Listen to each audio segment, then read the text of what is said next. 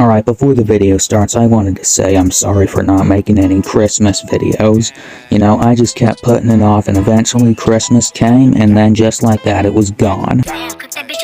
Hey, touch my hand and you might get beat. Diesel Yeezys on my feet. Shade room hate them, I'm sleep. Tell Jimmy Kimmel that his show weak. Howdy y'all, welcome back to the channel. So in today's video, we will be reviewing a video by a content creator who goes by the name of CinemaSins. Now, I'm sure most people watching have probably heard of this guy, so I'm not going to go into a 50-year-long explanation of what he does. So enough of the malarkey, let's jump right on into it. So the video of his that we will be reviewing is called Everything Wrong with Home Alone in 15 minutes or less.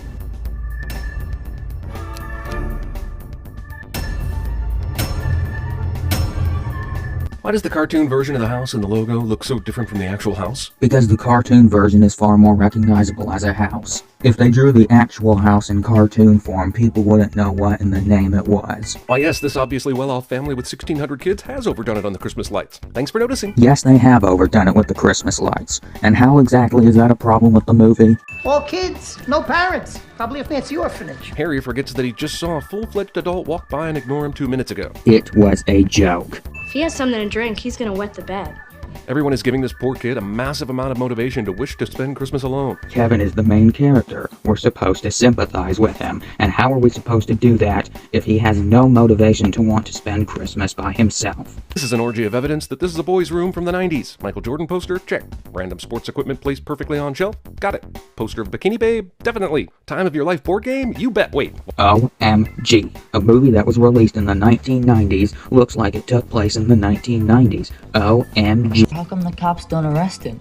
Not enough evidence to convict. I realize this is 14-year-old logic, but do they really believe this asshole killed his family and half the block, but there wasn't enough evidence for conviction? Oh yes, guilty people always face repercussions for their actions. There has never been a case of a guilty person getting off scot-free. On this earth, anyway. Buzz is cramming this in his mouth like a Neanderthal here, but a second later is eating pizza like a normal human being.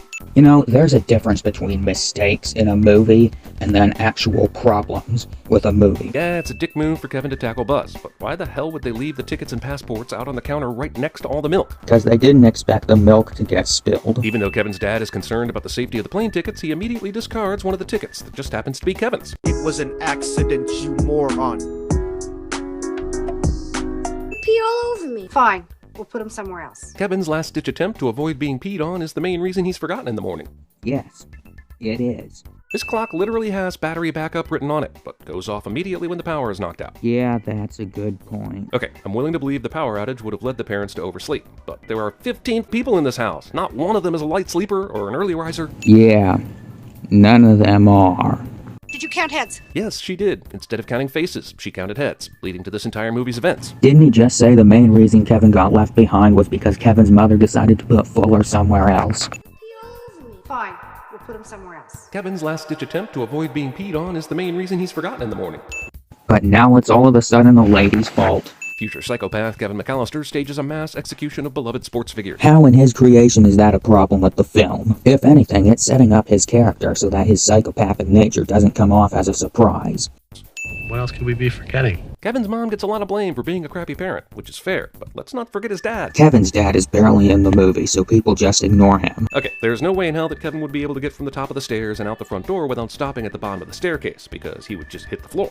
But even if that didn't stop him, he would run into a wall, because the staircase isn't in line with the door. Ah yes, in a world where steering had not been invented yet. Forget this robber's knowledge of the neighborhood. I'm much more interested in why these three neighbors all have their outside lights timed to come on 15 seconds apart from each other. Or maybe everybody wanted their lights to come on once it was fully dark outside. Wait, a fucking car door wakes Kevin up here, but he couldn't hear his entire family leaving this morning? What if Kevin wasn't in deep sleep when the car door shutting woke him up? Harry and Marv have a bad habit of expositing near windows. Maybe they thought they didn't need to be quiet because they thought nobody was home.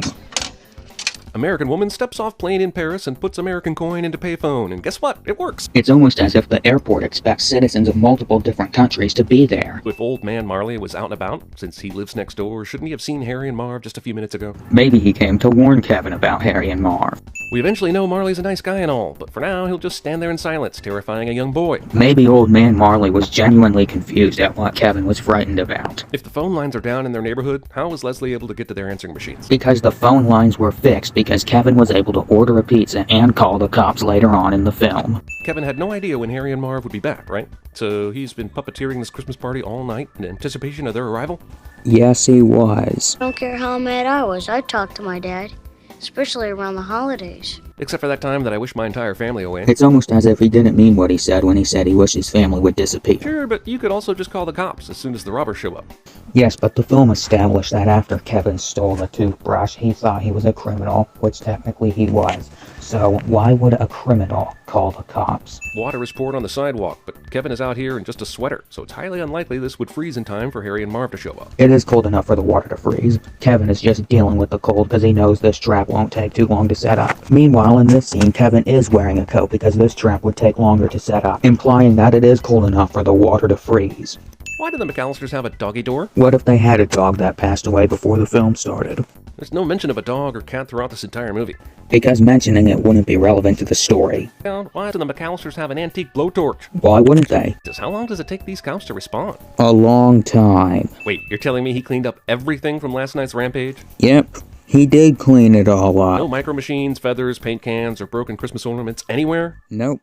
He left no incriminating evidence behind. Everything else in the video was a bunch of meaningless nitpicking, so this is where we're going to end it off. The links to the Telegram and the Discord are going to be in the description down below, and that's going to be all for this video. Alright, bye-bye, y'all. This is not the Christian music that you used to. There's a lot of false prophets trying to confuse you. God said you got talent, let me use you.